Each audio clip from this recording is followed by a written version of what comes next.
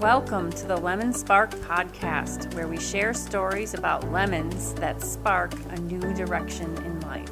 I'm your host, Barbara Zabawa. Welcome to the Lemon Spark podcast. I'm Barbara Zabawa, and with me today is Tanya Barts. She is the founder and holistic wellness coach at Imperfect AF, and I did have to ask what the AF stands for.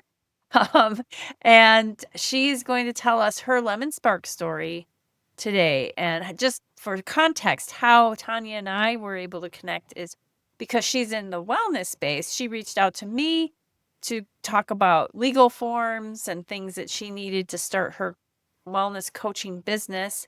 And then after hearing her story, I thought, well, this is a perfect story for the Lemon Spark podcast, and she graciously agreed to share her story on the podcast. So thank you and welcome, Tanya.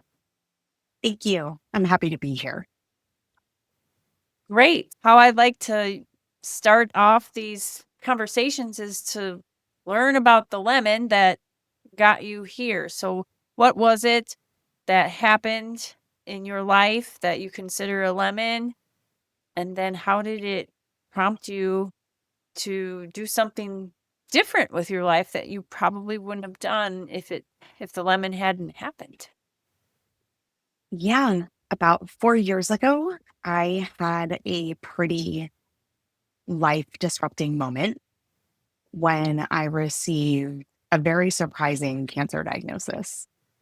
After it happened very abruptly. There weren't a lot of signs, and so I didn't really have a lot of time to prepare for that.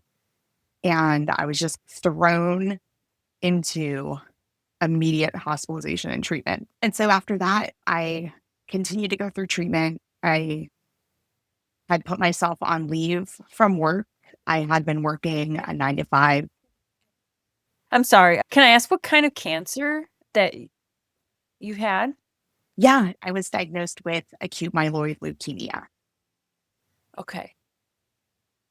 And I'm sorry, you were saying that you had been working a 9 to 5 job and took a leave. What was your job that you were working? Yeah.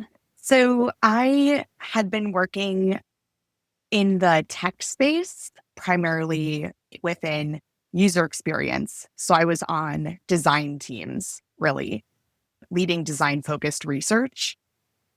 And it was a great job. I loved it. It gave me the ability to travel. I'm a very curious person, so I really enjoyed that aspect of it and really helping people find ways, helping us find ways that we can make people happy with the products that they use. And so I let that all go for a couple years to get through treatment and recovery. And when I started to feel well enough to want to try to do things again, get back to, I guess, what I was trying to call normal life, working and exercising and socializing and all that kind of things, I realized that it was going to be very hard for me to return back to that very busy world for a multitude of reasons. It wasn't quite a good idea for me to be around a lot of people in an office, so I would have to work remotely.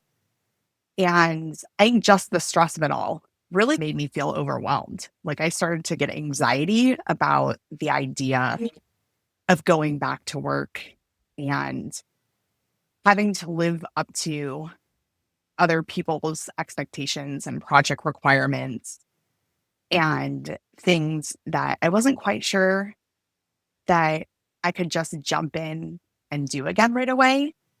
And feeling like maybe that's not what I wanted. I think I had this moment where I decided that honoring more of my health and wellness and what that looks like for me and being able to have a better balance that works for me and just realizing that returning to where I was at might not be it. And I started to think of what else? What next? So you hadn't, being a health and wellness coach wasn't something that you were necessarily thinking about before the cancer diagnosis? I mean, in the background, yes. So I had gotten my certification for coaching a few years before my diagnosis, but it really was something that at the time I did for me. Like I was very Mm. curious about all of those things, and I wanted to take that education and that skill set for me. And in those few years, I would help other people on a referral basis. People would reach out to me and I would do some light coaching and some sessions, but it wasn't anything that I ever really thought about taking as like my purpose in life and my life's work. It was more of an avocation as opposed to a vocation Yes. for you. And it's nutrition coaching, is that what you were specializing in? Integrative nutrition and holistic wellness is really around the interconnectedness of everything. So it explores more than just your diet and exercise and sleep or what people would consider like basic health aspects. It really looks at how everything impacts each other from your work environment on you know, to your home environment, to your spirituality and your connection with nature and your community and your world.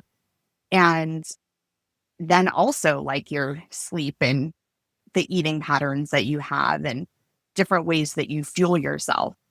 And all of those things are more connected than I think people realize.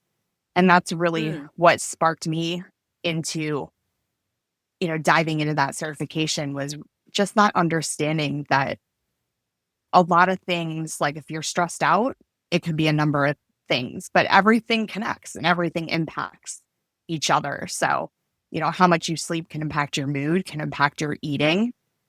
If you don't feel safe or you're having some insecurities at some point, that can also impact things. And the fuel and what you fuel your body with can impact other areas that you might not necessarily connect. So it's really all about finding that balance.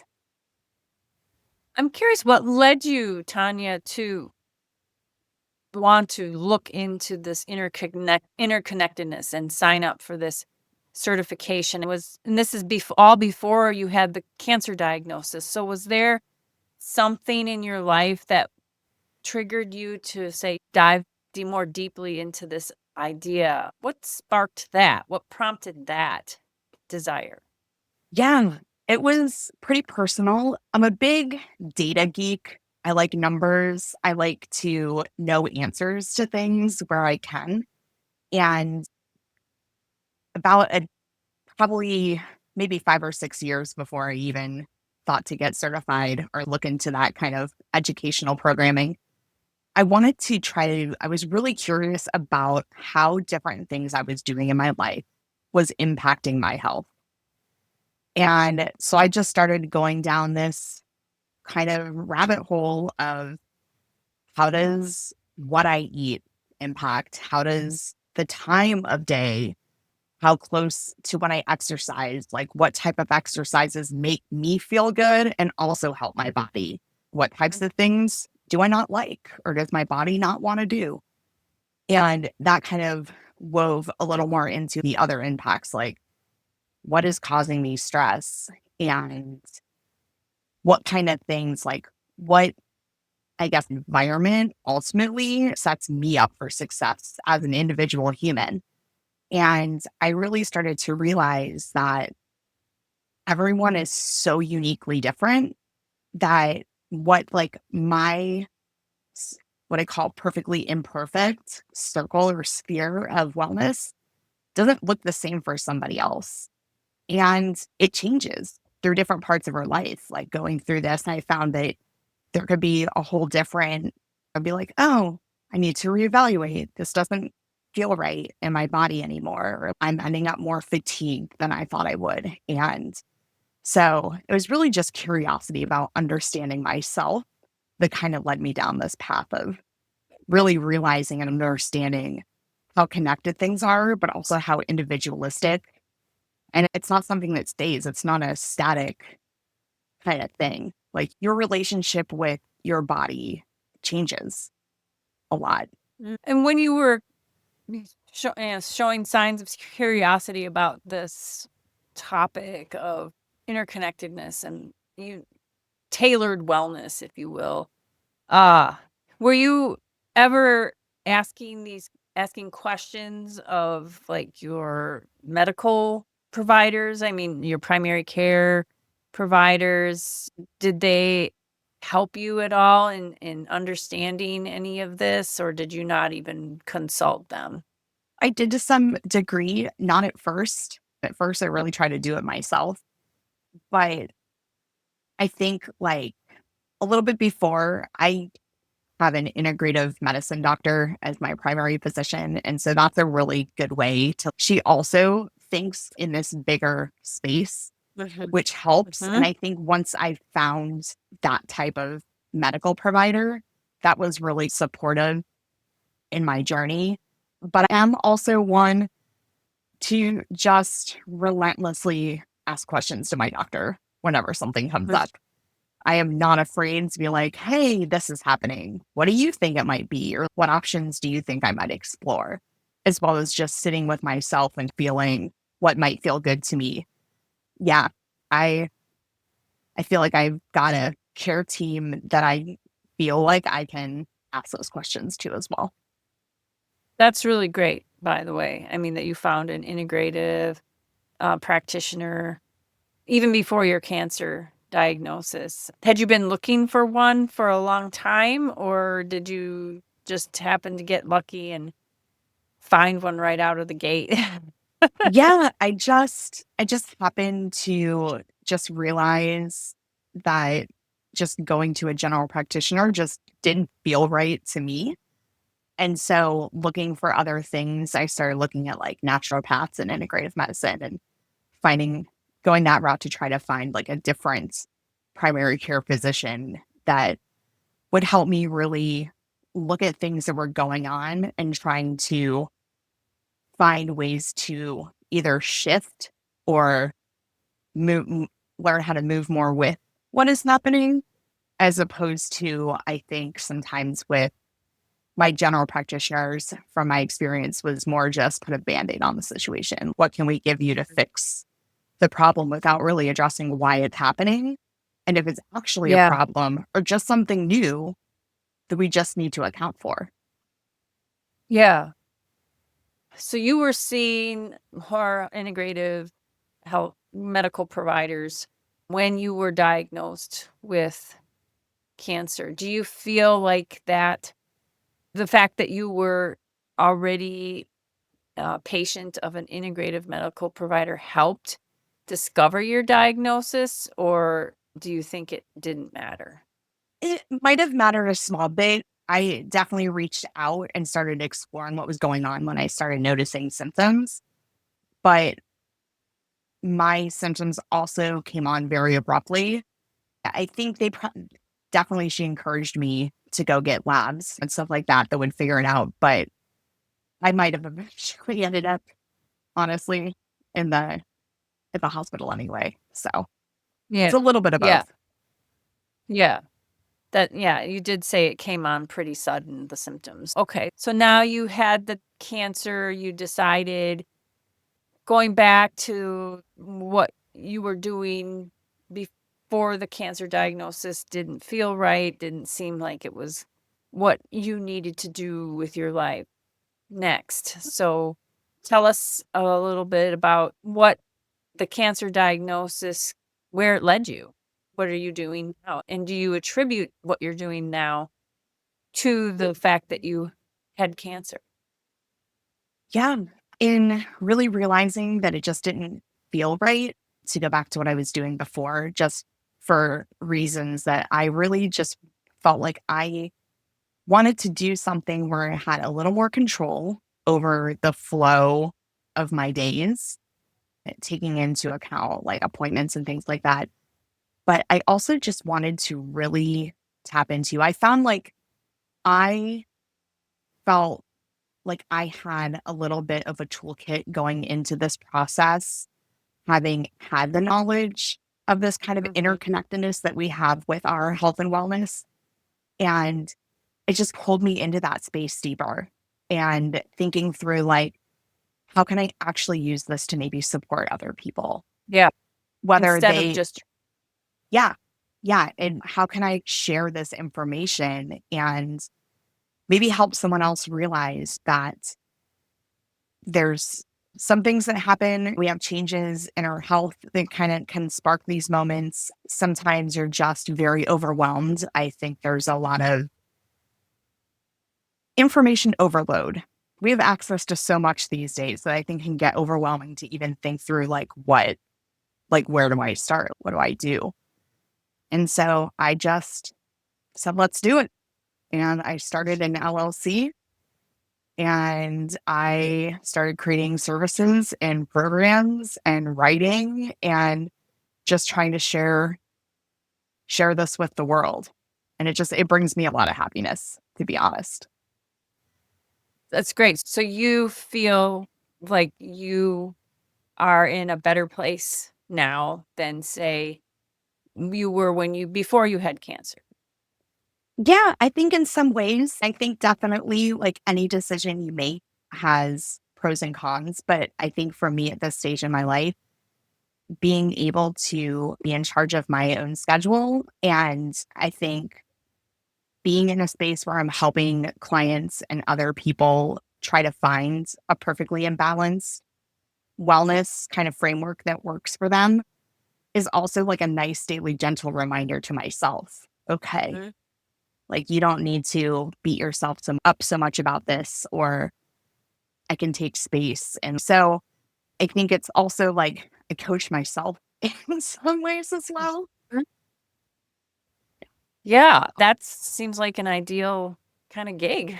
Actually, you could help yourself and help other people. Yeah. So, for those individuals who are listening who might be struggling with their own lemon, maybe another cancer diagnosis or loss of a job or just something that is not pleasant at the moment, um, what words of encouragement or just wisdom would you pass along to those individuals right now?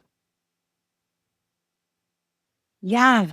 I think that I wouldn't ever recommend, of course, anyone go the route that I went to discovering what was truly meaningful to them.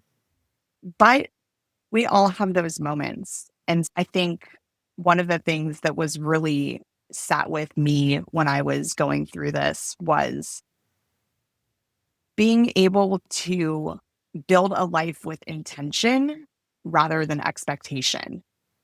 And that really hit for me. And really thinking about how I want to show up in the world and what I want to bring, what I want to offer other people. And having a curious nature and being used to, like, I'm a really good listener. I think a lot of these skills made me good at the job I had before, and leveraging them in a space where I can hopefully help people find some peace and some happiness and find a good spot to be Mm. and a good way to honor the body that they have and the life that they have and whatever situation they happen to be in at the time. And just learning to be okay with that because everyone's different. Your life will go up and down, and just really breathing into that intention. I feel like I'm a lot more purposeful these days, and that's really helped. Yeah. So who would be your ideal client for Imperfect AF? Yeah, really. I have clients that are working through chronic illnesses or chronic conditions, different shifts in life, people that are feeling overwhelmed, that feel like they're trying so hard to get to this like ideal wellness or like ideal health. And they feel overwhelmed by everything that media and like health articles are like telling them to do and wondering why it's not working or thinking like there's no way I can fit all of this in. I can't do it all. We can work through that and find ways to make health fit you and fit where you're at in your life and not the other way around. I think so often we try to radically change ourselves Yeah. Yeah. to meet that. And I'm not saying that maybe there's cases where that's necessary, but I think a lot of times you can just start with, this is where I'm at, what feels good to me and what doesn't, and getting over those misconceptions of what health has to be. Yeah. That's wise words. So if people want to learn more about Imperfect AF or you, how can they do that? Yeah, you can visit my website, which is imperfectaf.com. You can also, I'm on a lot of the social media platforms. My handle is Live Imperfect AF on those. Or you could, I guess, if you want to include my email address as well in this, folks can reach out as well. I know that not all channels work for everybody. So, Okay, yeah. I'll put that in the description, your email. Okay, I am inspired. I'm in awe of you've been through a lot and you've come out on the other side with more intention. I wrote that down, build a life with intention rather than expectation. And I think that that's going to be the theme, really. And I appreciate what you're doing and, of course, your time today to be on the podcast. So thank you, Tanya. Yeah, it was great to be here. Great. I love talking about things that I'm passionate about. So hopefully it sparks some inspiration or some just deep thoughts or moments for someone else. Thank you. Thank you. Thank you for listening to the Lemon Spark podcast. If you have a Lemon Spark story to share or know someone who does, please message us on Facebook and be sure to like our page. And remember, it's not the lemon that defines you, it's the spark.